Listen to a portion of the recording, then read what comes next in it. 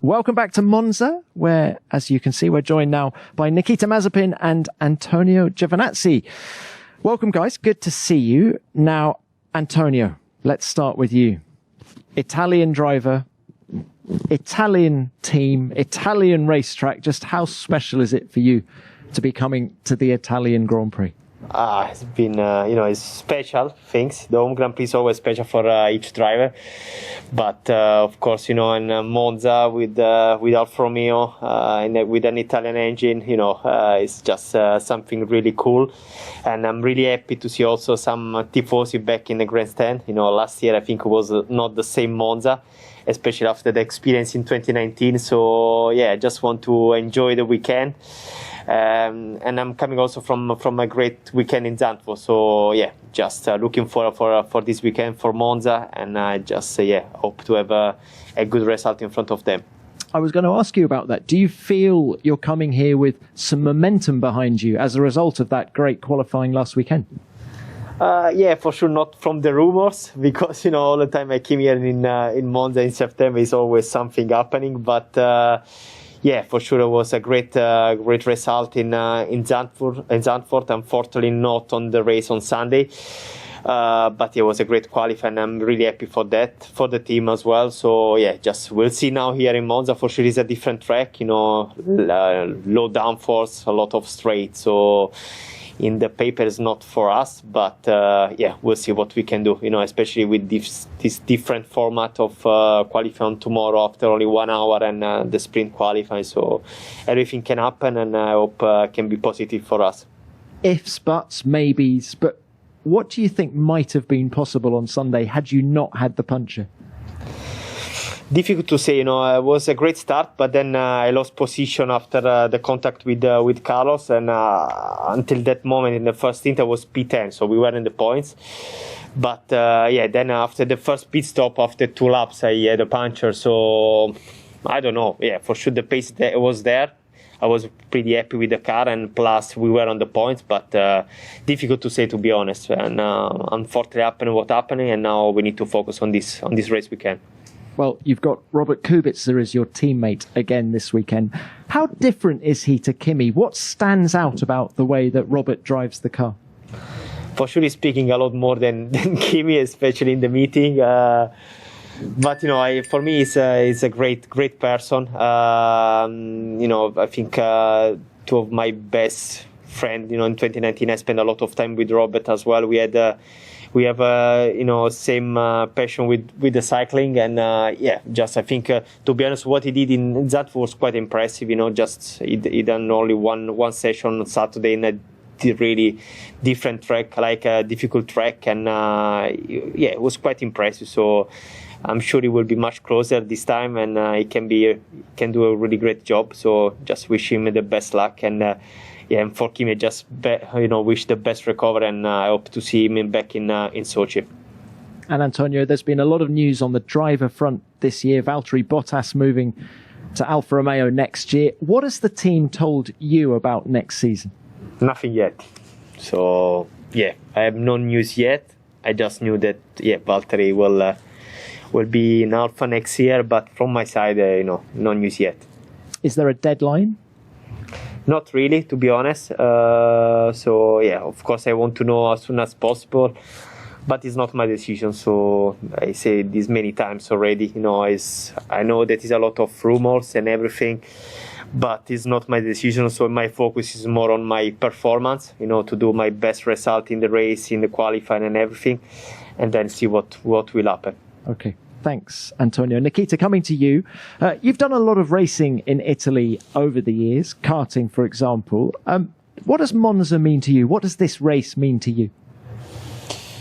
Normally it meant high speeds and loads of overtaking. And I'm a big racer myself. I love racing, close racing, overtaking. And previously when I was in Monza, it was just very enjoyable because, there was always a lot of opportunities that were coming up to go forward. There was also a lot of opportunities if you make mistakes to go backwards. And especially categories like F2, F3 was always fun with DRS and reverse grids and potentially you being faster and quite a few cars around.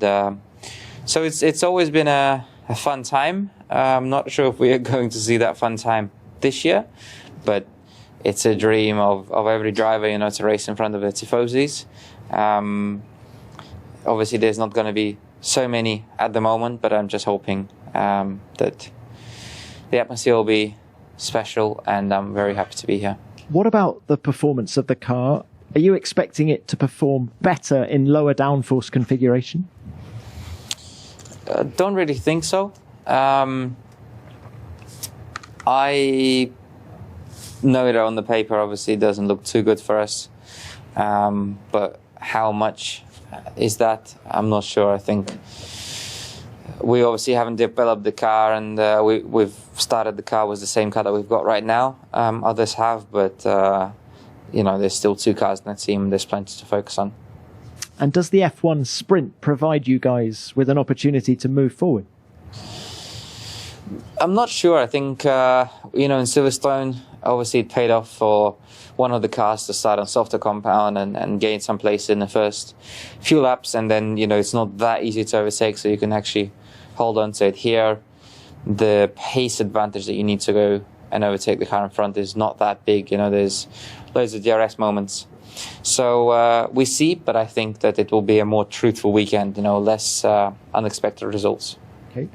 And Nikita, it's getting pretty spicy between you and your teammate Mick Schumacher. We saw more on-track friction between the two of you last weekend in Zandvoort. Has Günther Steiner spoken to you both about it?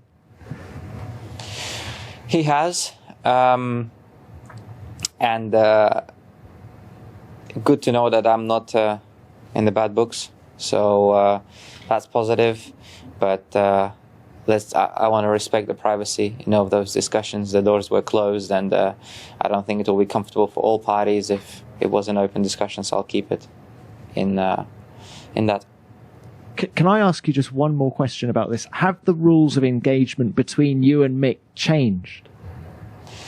They have not, because we've deemed that I have not broken any sort of rules or violation within the FIA sporting and racing regulations, and therefore I think it's we're gonna work as a team to try and fix that, but perhaps sometimes you need to lift when you see that there is a bollard in front of you instead of damaging your car, but we'll see. Thanks, Nikita.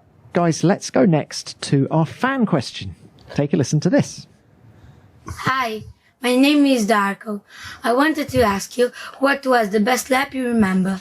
Thanks, and good luck for the race. Thanks, Darko. Great question. So, guys, best lap that you can remember doing? Probably P7. Yeah, I will go for P7. It's quite fresh in your mind. Yes. How good was that lap last weekend? It was great.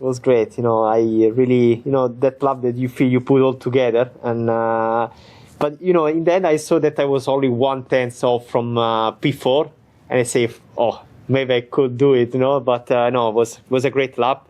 And so I have, like Nikita say, fresh memory, and I will go for the P7 in Zandvoort. Thank you, Nikita. On the other side, not so fresh.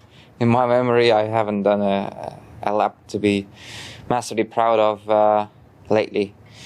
I think my one lap pace hasn't been good enough, and I keep going to sleep a little bit unhappy with myself about it. It's something that I need to focus on going forwards.